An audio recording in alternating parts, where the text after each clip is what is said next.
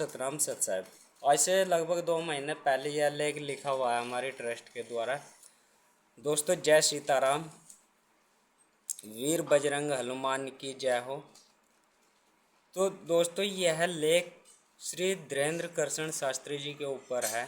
आजकल वह बहुत से लोगों यानी सनातन धर्म का प्रचार प्रसार करने में लगे हैं और भारत को विश्व गुरु बनाने में लगे हुए हैं।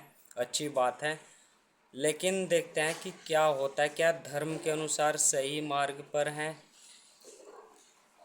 बागेश्वर बाबा धीरेन्द्र कृष्ण शास्त्री जी अपने चमत्कार व सनातन के प्रचार करने के तरीकों को लेकर समाज में शक के घेरे में हैं। सनातन का अभिप्राय है जो सबसे प्राचीन हो, अर्थात सृष्टि की शुरुआत से हो।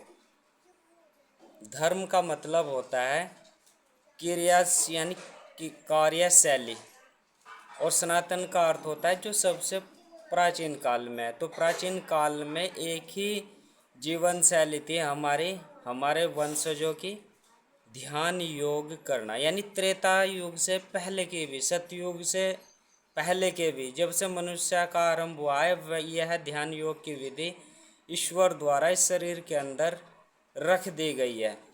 तो सनातन का अभिप्राय है जो सबसे प्राचीन हो, अर्थात सृष्टि की शुरुआत से हो, आदि काल से हो, उसको सनातन कहते हैं। और सनातन धर्म होता है, यानी इस ध्यान योग की विधि को सनातन धर्म कहते हैं।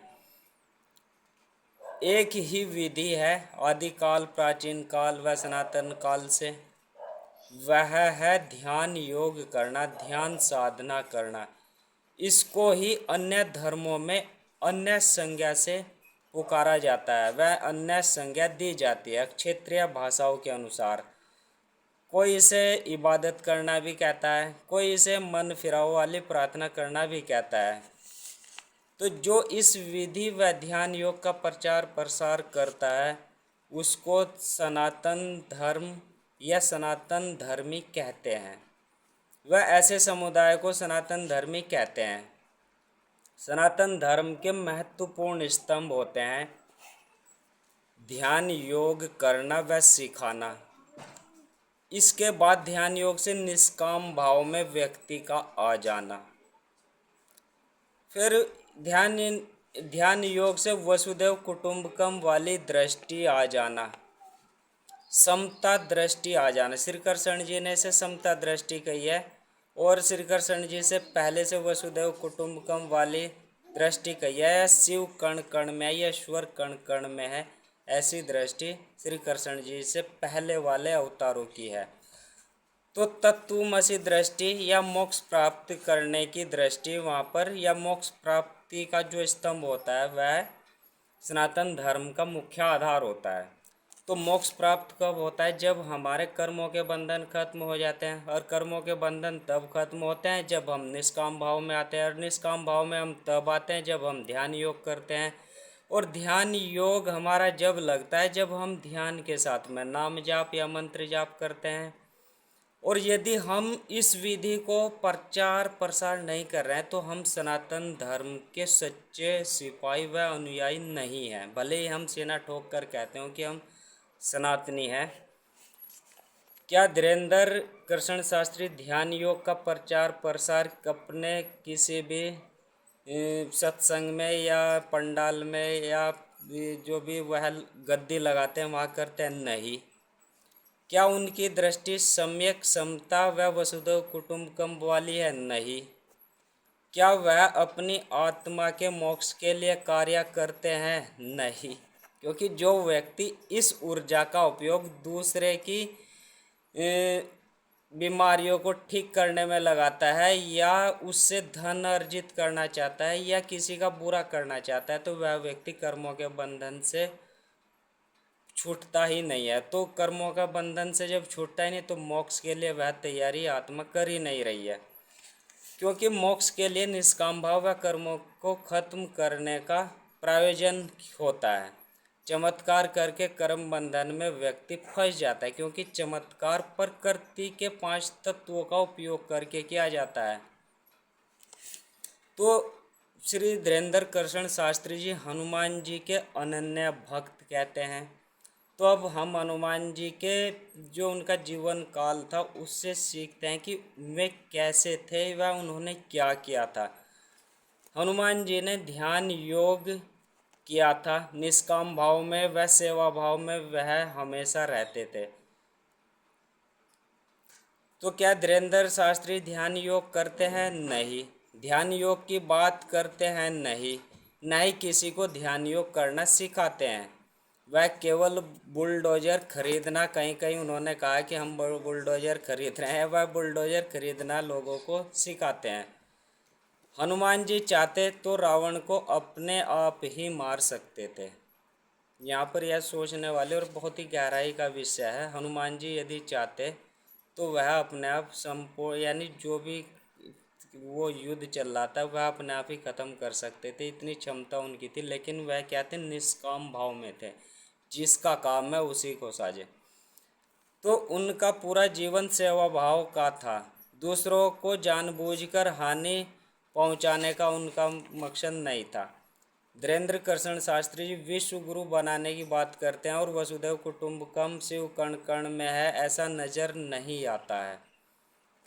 यानी संपूर्ण यानी हम विश्व गुरु बनेंगे तो हमारा संपूर्ण विश्व जो है एक तरह से हमारा परिवार होगा, घर जैसा होगा। तो हमें ऐसा माहौल पैदा करना चाहिए जिससे कि हम संपूर्ण विश्व हमारा जो है सम्मान करे और वह हमारी नज़रियों में हमारा एक परिवार जैसा नज़र आना चाहिए। संत यानी हनुमान जी संतों में शिरोमणि थे, या वह भगवान राम से भी बढ़कर उनके पास आध्यात्मिकता थी। शक्ति व अध्यात्म के सर्वोच्च शिखर पर हनुमान जी थे। एक महान योगी हनुमान जी थे। सेवा भाव उनके अंदर कूट कूट कर भरा हुआ था। उनके प्रत्येक कार्य में दया भाव उनके प्रत्येक कार्य में नजर आता था। वह जहाँ दया की स्थिति, जिस पर दया करने लायक स्थिति होती है, वह अपने आप दया कर देते थे। सत्य का साथ देना, यानी राम जी जब वनवास में आए और उन्होंने देखा कि उनके साथ में ऐसी घटना घटित हुई जो कि असत्य थी और राम जी सत्य थे, तो उन्होंने सत्य का साथ देना सर्वोच्च समझा। यानी सत्य का साथी थे हनुमान जी। दुखियों की सेवा करना उनका परम कर्तव्य था। निष्काम भाव के महान योगी थे। उनके जैसे गुण हमारे अंदर नहीं है। यानी यदि हम ये कह रहे हैं कि हम हनुमान जी के अनुयायी हैं, भक्त हैं, और यदि ऐसा एक भी गुण हमारे अंदर नहीं है तो हम उनके शिष्य हो ही नहीं सकते हैं, भले ही हम कहते रहें। यह तांत्रिक विद्या होती है जिसकी पहुंच केवल त्रिकुटी तक ही होती है। यानी और हम लोग इस ऊर्जा को इकट्ठी करके त्रिकुटी को पार करने में लगानी चाहिए। सहस्रार चक्र में जहाँ पर ईश्वर वास करता है वहाँ तक पहुँचने में उपयोग करनी चाहिए। इस ऊर्जा को हमें यानी समाज के अंदर नाम प्रसिद्धि कमाने के लिए, पैसा कमाने के लिए खर्च नहीं करनी चाहिए। यह एकत्र हुई ऊर्जा को हमें त्रिकुटी को आगे यानी त्रिकुटी को पार करके आगे तक ले जाना चाहिए, वह ले जाने में सहायक होती है। यदि ध्यान योग आता है, यदि श्री धीरेन्द्र कृष्ण शास्त्री जी को ध्यान योग आता है तो वह अपने लाखों अनुयायियों को ध्यान योग करके बीमारियों को ख़त्म करने की विधा या शिक्षा दे सकते हैं, वह सिखा सकते हैं। और ध्यान योग ऐसी प्रक्रिया है जिसमें संसार की किसी भी तरह की बीमारी को ठीक कर सकते हैं, क्योंकि जहाँ जहाँ ध्यान योग किया जाता है वहाँ व्यक्ति का पिट्यूटरी ग्लैंड होती है जो मास्टर ग्रंथि होती है। यदि वह ध्यान योग से क्रियाशील हो जाए तो इस मास्टर ग्रंथि से सभी अंगों के लिए एक विशेष हार्मोन स्रावित होते हैं। तो बीमार अंग तब होते हैं जब उन अंगों को एक विशेष हार्मोन मिलना बंद हो जाता है और वह अपना काम करना बंद कर देते हैं। यदि हम ध्यान योग करते हैं तो यह मास्टर ग्रंथि एक्टिव हो जाती है, तो अंगों को उनका हार्मोन्स मिलना शुरू हो जाता है, तो वह बीमार अंग स्वस्थ हो जाते हैं। तो आइए इस ओर बढ़े, ध्यान योग करें। सतनाम सत साई।